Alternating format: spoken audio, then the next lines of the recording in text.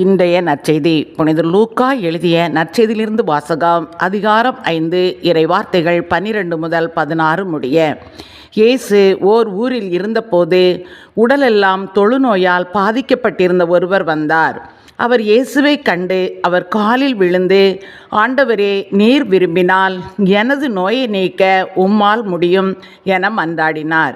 இயேசு கையை நீட்டி அவரை தொட்டு, நான் விரும்புகிறேன், உமது நோய் நீங்குக என்றார். உடனே தொழுநோய் அவரை விட்டு நீங்கிற்று. இயேசு அவரிடம், இதை யாருக்கும் சொல்ல வேண்டாம். நீர் போய் உம்மை குருவிடம் காட்டி நோய் நீங்கியதற்காக மோசே கட்டளையிட்டுள்ள காணிக்கையை செலுத்தும். நீர் நலமடைந்துள்ளீர் என்பதற்கு அது சான்றாகும் என்று கட்டளையிட்டார். ஆயினும் இயேசுவை பற்றிய செய்தி இன்னும் மிகுதியாக பரவிட்டு, அவரது சொல்லை கேட்கவும் தங்கள் நோய்கள் நீங்கி நலம் பெறவும் பெருந்திரளான மக்கள் அவரிடம் கூடி வந்து கொண்டிருந்தார்கள். அவரோ ஆள் நடமாட்டம் இல்லாத இடங்களுக்கு சென்று தனித்திருந்து இறைவனிடம் வேண்டி வந்தார். இது கிறிஸ்துவின் நற்செய்தி. கிறிஸ்துவே, உமக்கு புகழ்.